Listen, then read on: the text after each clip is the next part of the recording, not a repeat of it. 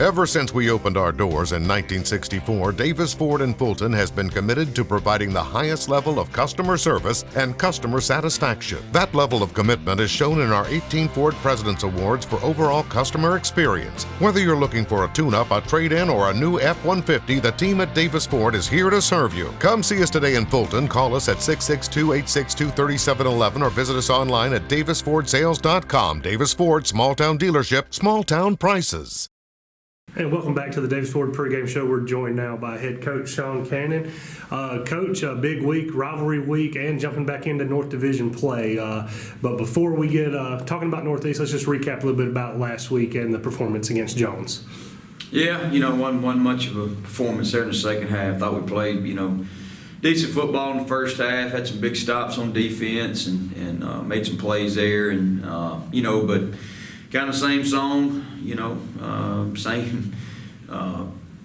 just turning the ball over, and those guys being able to capitalize on turnovers and where we wasn't, and then can't continue to beat yourself and give teams extra possessions and everything. But give Jones credit; they're a really good football team, and they were ranked really high in the country for a reason, and definitely the best team we had played. And but I think our kids kept fighting to the end. Had a chance to go down there and cut the lead down and everything. But just got to play better. And that's on the coaches and the players. We got to learn to play better and everything. And but still got a lot of football left. And like I said, jump into North Division this week, and hopefully pick up that first division win.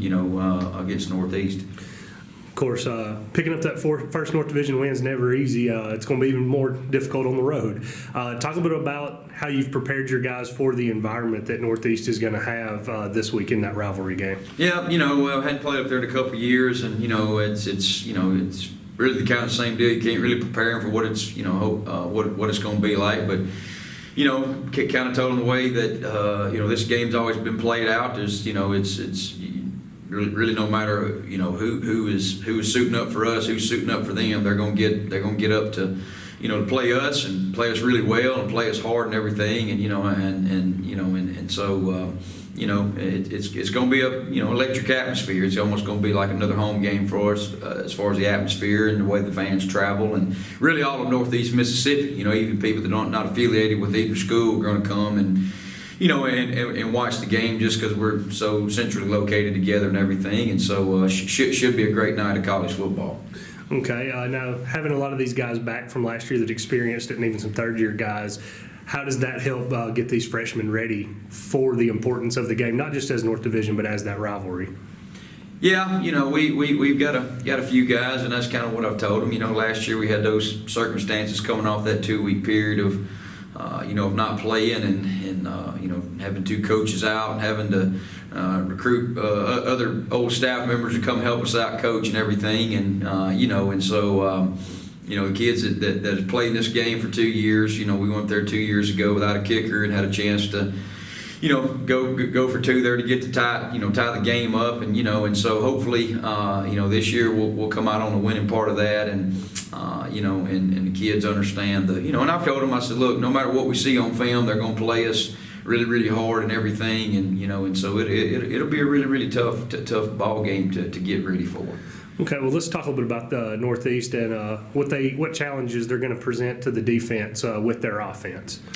Yeah, they've had a little quarterback. They've rotated two quarterbacks. Started out in the first year with an out-of-state quarterback there, and a little reverse transfer, I believe, from Jacksonville State, and they've kind of settled in on an in-state guy here over the last couple of weeks, and he's done a good job of managing the game, and got some big outside receivers. Number 11, number 12 has kind of been his go-to guys there. When the going gets tough, I guess you'd say he's kind of their outlet guy. Slot players there.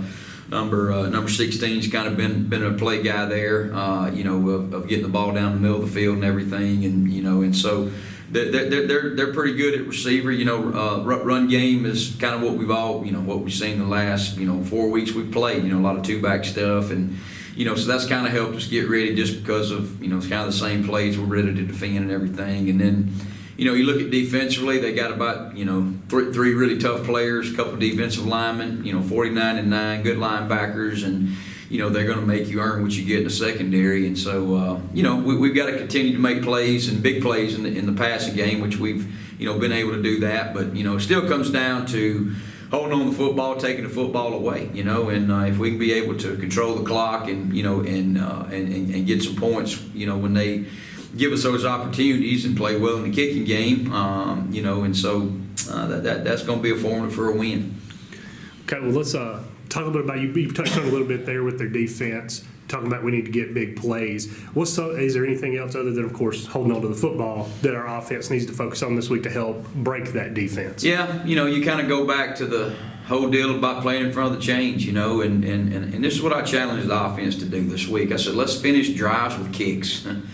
We'd love to kick extra points, but it's okay to punt the football. If we're in a situation where it's, 3rd and 5, 3rd and 6, sometimes run the football, and if you're not successful, at least you put your defense in a better advantage of punting the ball. Because I think Price has done a great job of, when he has had the opportunity to put opponents deep in their own territory, he's done that, and that's kind of been the biggest deal. And you look at last week against Jones, we started out that drive with a 90, got it on the 2 and drove it 98, and sometimes that's you don't really get those opportunities, but if you can make offenses have to drive the field and make them earn what they get, then that's going to help you defensively again. But it's all about us taking what they're going to give us and making the plays, breaking the tackles, and so, but another great challenge, good defensive line, just like we've seen every week and throughout the year and everything. And so it's going to be a good good matchup against our offense versus their defense and vice versa. All right, Coach. Well, give us your Bank of Oklahoma's keys to victory tonight. You kind of go back and look at the kicking game, which I thought last week we did a good job of.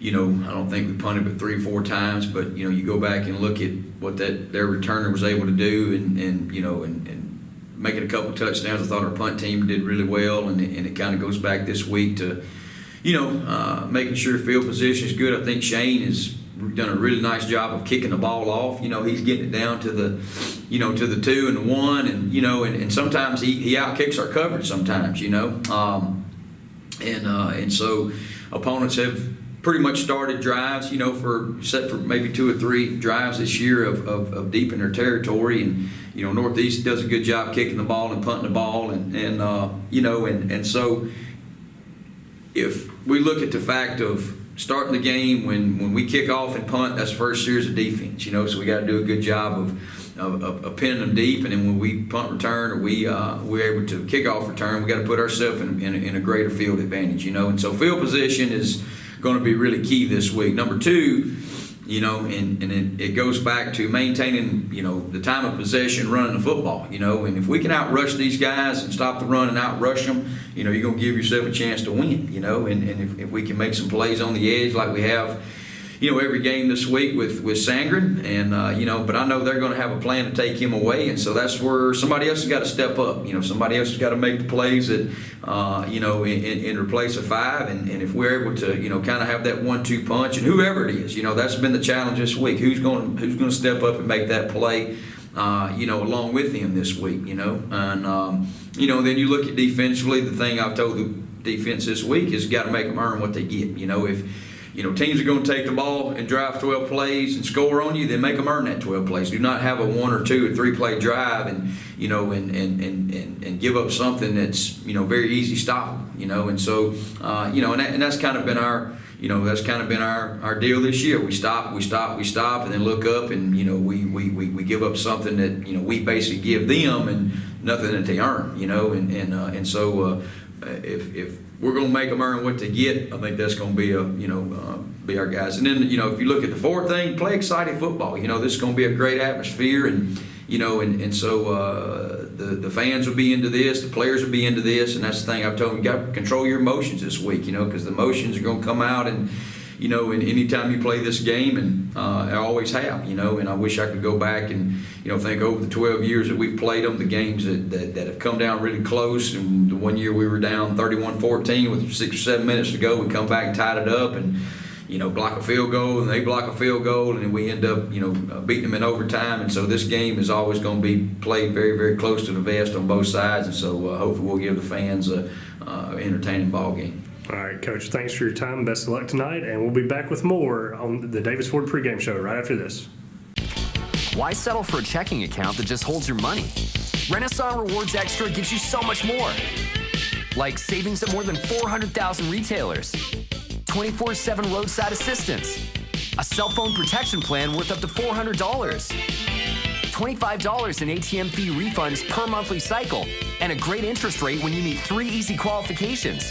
Get extra today at rewardsextra.com. Renaissance Bank, understanding you. Member FDIC.